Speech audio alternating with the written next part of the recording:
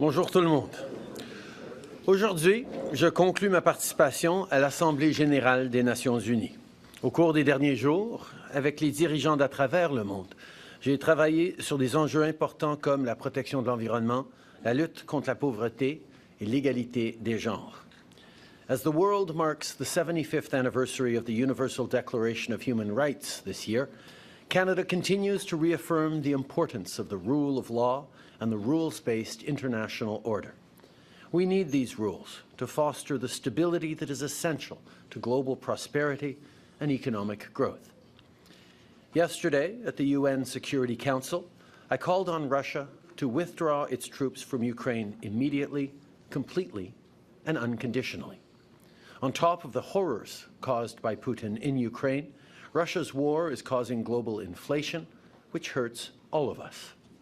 Russia is weaponizing energy and food, leading millions to face shortages. Le Canada va continuer de soutenir l'Ukraine aussi longtemps qu'il le faudra. Et on va toujours te tenir debout pour défendre la primauté du droit et l'ordre international fondé sur les règles. Over the past few years, many challenges, like Russia's war in Ukraine, the pandemic, and global inflation, have shown us how interconnected we all are. It's increasingly clear that economic policy is climate policy, is security policy, is social policy. A good example of this is gender equality, one of the 17 UN Sustainable Development Goals. Gender equality plays a key role in achieving all of the other SDGs. The latest World Bank estimates show that GDP per capita would be almost 20% higher if all gender employment gaps were to be closed. Discrimination is holding all of us back, not just women and girls. Whether it's gender equality or other SDGs, our targets cannot be understood and effectively addressed in isolation. And that's also true for climate action. Ici aux Nations unies, j'ai parlé des efforts du Canada pour lutter contre les changements climatiques, tout en rendant la vie plus abordable et en créant des emplois. J'ai annoncé de nouveaux engagements pour réduire davantage la pollution, y compris les émissions de méthane. J'ai aussi annoncé un financement pour soutenir les pays qui sont vulnérables aux effets des changements climatiques et pour lesquels il faut assurer l'accès à l'aide. Et j'ai discuté avec des dirigeants du monde entier des prochaines mesures à prendre pour protéger nos océans, développer des énergies propres et faire croître les économies durables. We know that our citizens are living the realities of climate change, so I invited 2 Canadian firefighters to speak to leaders about the need to keep increasing our ambition. Back in 2021, in Glasgow, I launched the Global Carbon Pricing Challenge, which brings countries together on cutting emissions through pollution pricing. Chile, the Republic of Korea, the United Kingdom, Germany, and New Zealand have already joined. The EU Commission has also confirmed its support, and yesterday we announced that Norway, Denmark, Vietnam, and Côte d'Ivoire are joining too. And we're continuing our work so that more countries join us in the months to come. This system not only fights climate change, in Canada, it also puts money back in people's pockets. Ce matin, j'ai aussi une rencontre avec plusieurs partenaires pour parler de la situation en Haïti. Notre objectif est de promouvoir des solutions à la crise dirigées par les Haïtiens et de mobiliser le soutien de la région et du monde. Le Canada va continuer de soutenir Haïti. On va investir 45 millions de dollars pour aider à nourrir jusqu'à 100 000 enfants chaque jour à l'école pendant 5 ans.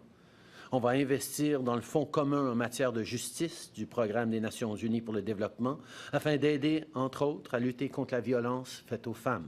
Et on va continuer d'aider pour renforcer la police nationale haïtienne. En plus de cette aide, aujourd'hui, on annonce de nouvelles sanctions sur 3 membres de l'élite économique haïtienne. Je tiens à remercier encore une fois tous ceux qui étaient présents ce matin et tous ceux qui travaillent activement sur des solutions pour aider les Haïtiens. Before I end today, I want to say a few words about the Affordable Housing and Groceries Act, the first piece of legislation introduced by our government this fall. This bill will amend the Competition Act to better protect families and consumers and help stabilize grocery prices for Canadians. And it will remove the federal GST on the construction of new apartment buildings to help get more rental units built faster. I urge opposition leaders back home to help us get today's real solutions passed quickly. We're focused on making life more affordable for Canadians, and we'll be continuing this work in the days and weeks to come. Thank you for being here. I'm now happy to take your questions. We will now start with the question and answer period. One question, one follow-up. The first question, la première question est à Radio-Canada. La parole est à vous. Bonjour, M. Trudeau, Daniel Timon, Radio-Canada. Le gouvernement indien a suspendu l'émission de visas pour des Canadiens qui veulent voyager là-bas. Parlant de questions de sécurité, est-ce que vous avez l'intention de riposter à ce genre de geste-là en français et en anglais, s'il vous plaît? On voudrait que le gouvernement de l'Inde prenne le temps de s'engager avec nous et de travailler avec le Canada pour faire suivi sur ces allégations et pour aider à s'assurer que la justice soit faite. We call upon the government of India to work with us, to take seriously these allegations and to allow justice to follow its course. Respectueusement, vous n'avez pas répondu à la question. Avez-vous l'intention de riposter à cette mesure-là? Le Canada est un pays de droit. On est un pays qui cherche à défendre les droits de nos citoyens et les règles de l'ordre international. On va toujours le faire de façon responsable, mais de façon très ferme aussi. Est-ce que vous regrettez, compte tenu des répercussions de votre annonce, est-ce que vous regrettez ce que vous avez dit à la Chambre des communes ou à quel point vous êtes allé loin dans vos affirmations en début de semaine? Comme j'ai dit lundi, il y a des allégations crédibles que le gouvernement de l'Inde aurait été impliqué dans le meurtre d'un citoyen canadien sur sol canadien. C'est une affaire de la plus grande importance et on doit le prendre extrêmement au sérieux. C'est exactement ce que je fais. Mais on a un système de justice, on a des processus rigoureux qui vont prendre leur cours. Et en tant que pays, nous allons toujours être là pour défendre la sécurité des Canadiens et les principes de règles de droit. As I said on Monday, there are credible reasons to believe that agents of the government of India were involved in the killing of a Canadian on Canadian soil. That is something of the utmost and foundational importance in a country of rule of law, in a world where international rules-based order matters. We have a rigorous and independent justice system and robust processes that will follow their course. And we call upon the government of India to engage with us to move forward on getting to the truth of this matter. Hello, Mr. Trudeau. Mackenzie Gray with Global News. So far, none of the U.S., U.K., Australia, or New Zealand have echoed the allegations about India. We know you gave a heads up to some of those world leaders. Did you ask them to publicly condemn New Delhi? As a country of the rule of law, we have an obligation to ensure that those processes unfold in a rigorous and independent manner, and that is what we are ensuring. At the same time, we are ensuring that Canadians stay protected and that we stand up for the international rules-based order. That is something that we are doing, and it's something we are doing alongside our allies. But so far at this point in time, you seem to be alone in echoing these allegations. Are you concerned that Canadian allies have not gone nearly as far as you in this situation? We're standing up for the rules-based order. We're standing up for the rule of law. We're highlighting how unacceptable it would be for any country to be involved in the killing of a citizen on their own home soil, and that's something we will continue to stand for.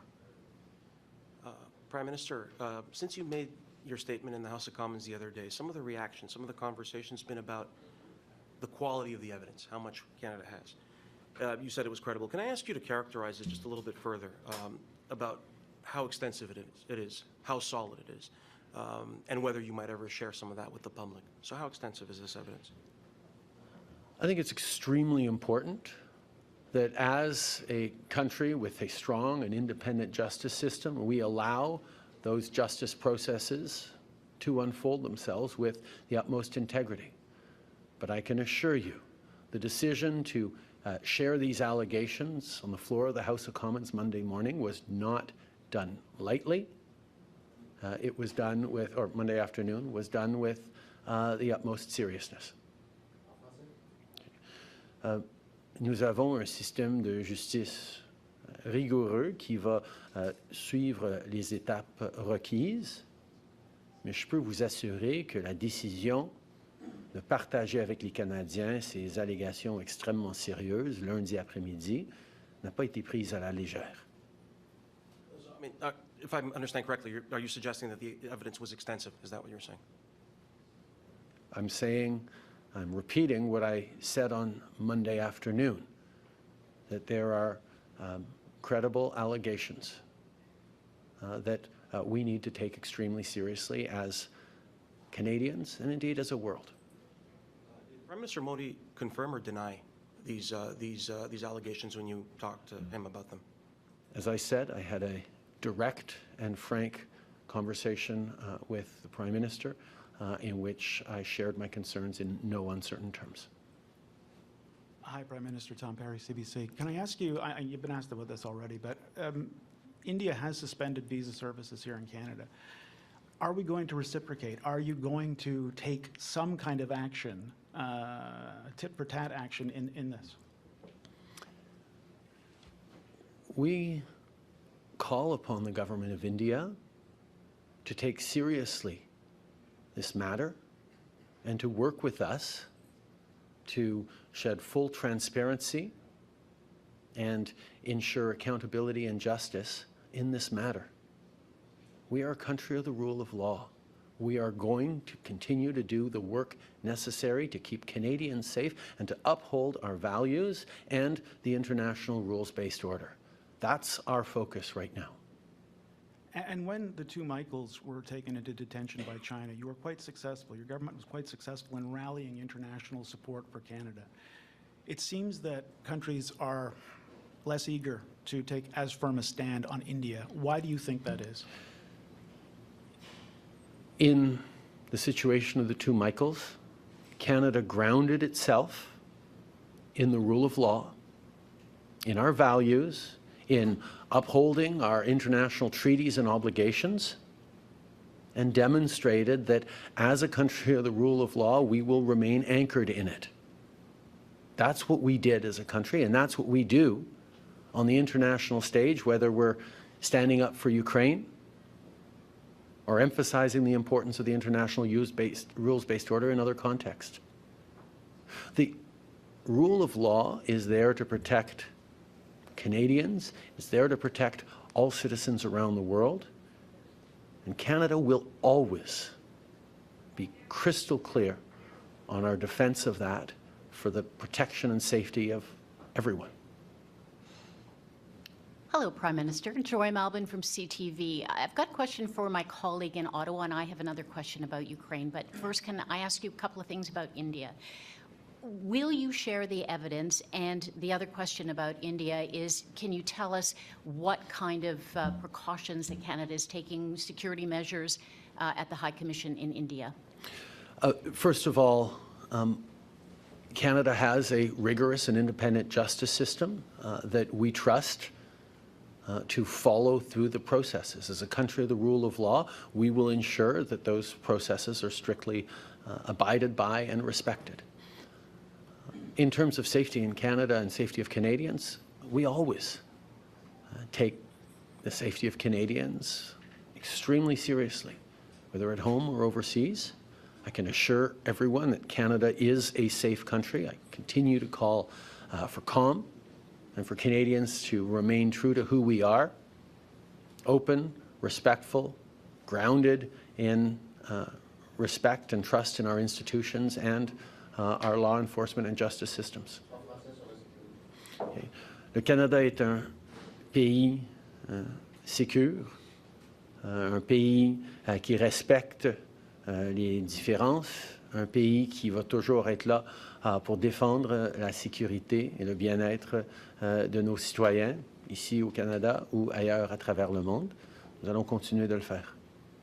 Prime Minister, one more question about Ukraine. You had very strong words today and yesterday about Russia, saying that they are flagrantly abusing their veto power. President Zelensky has asked that Russia's veto power be stripped from them. It's never been done before. Is there a way to do that? Would you support that? And how would that, I guess, proceed? How would that happen? I think we find ourselves, as people understand, in the almost absurd situation where a permanent member of the UN Security Council, Russia, has violated the foundational principles and charter of the United Nations and then uses its powers granted by the United Nations to block actions to hold it to account.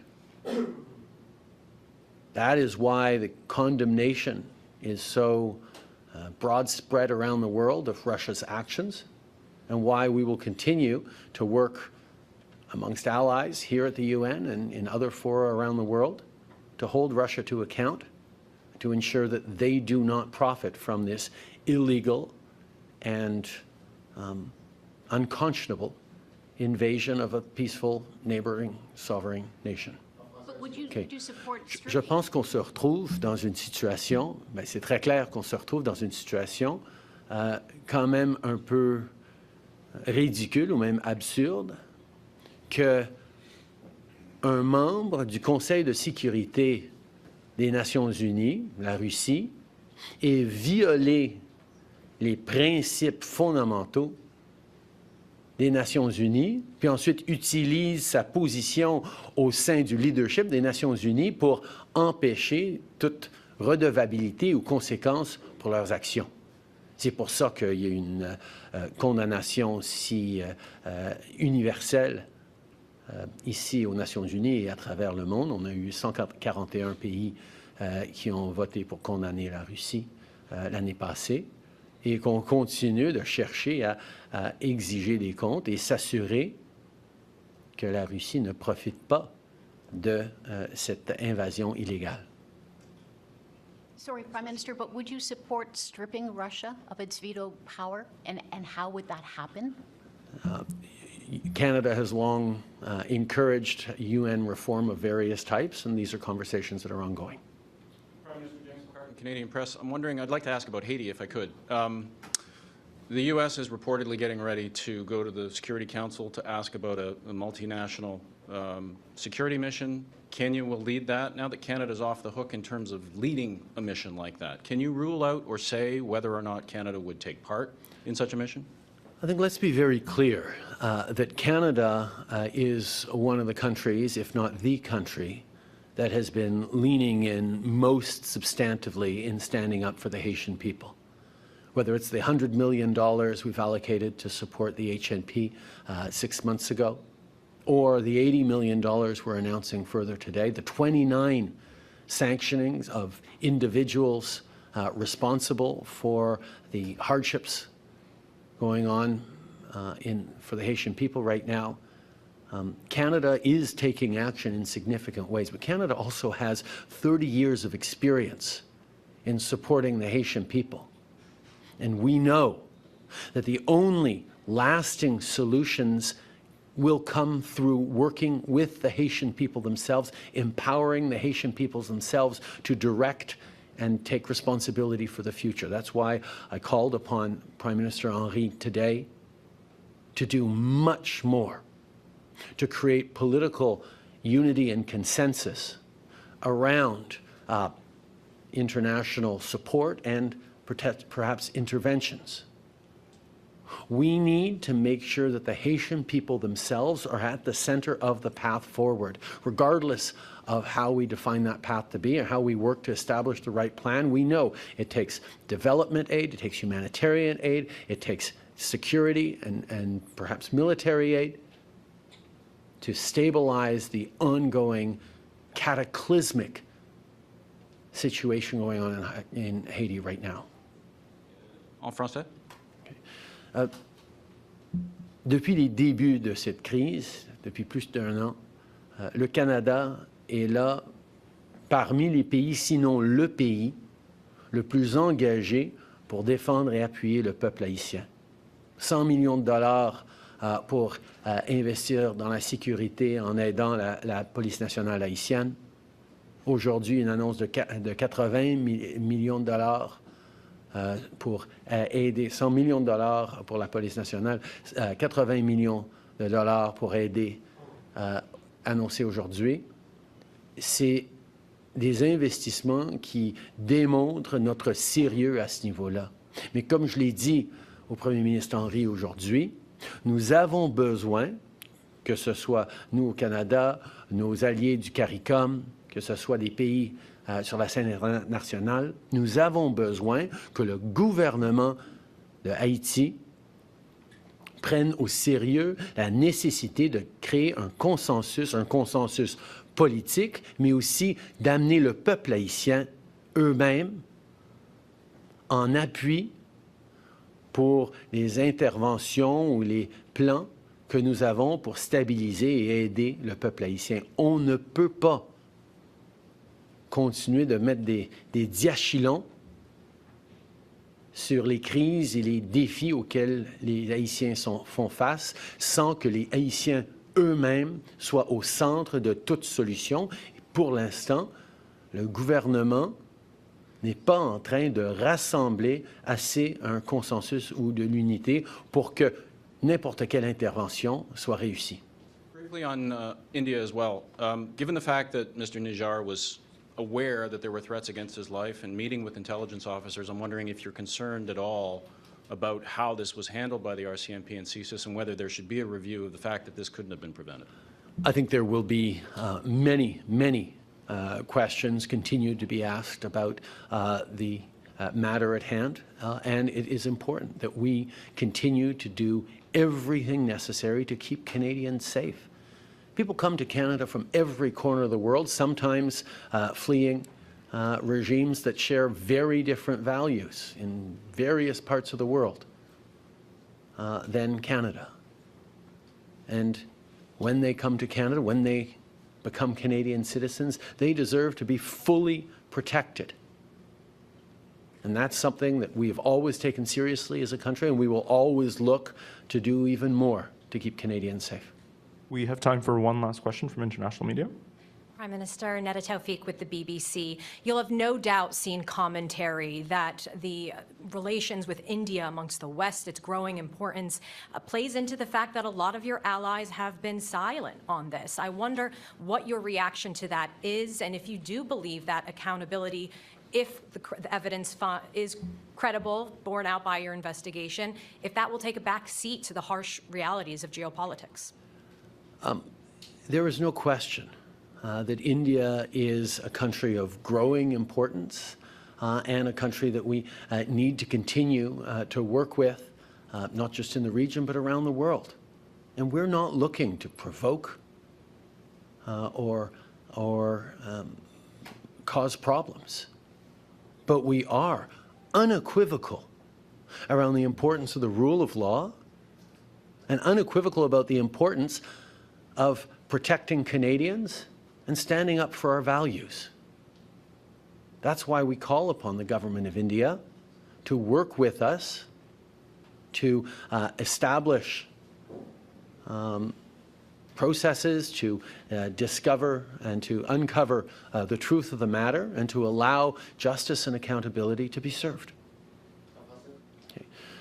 Il n'y a aucun doute que l'Inde est un pays important et d'une importance croissante dans le monde. Et nous ne cherchons pas à provoquer ou à causer des différends.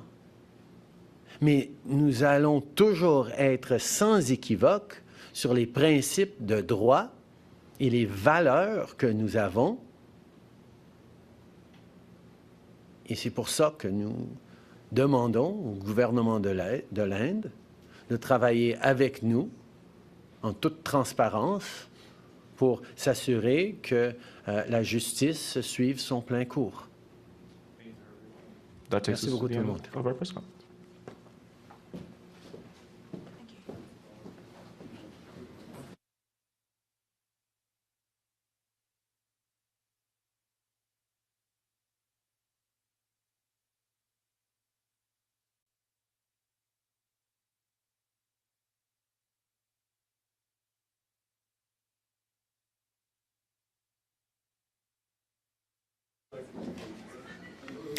Bonjour tout le monde. Aujourd'hui, je conclus ma participation à l'Assemblée générale des Nations unies.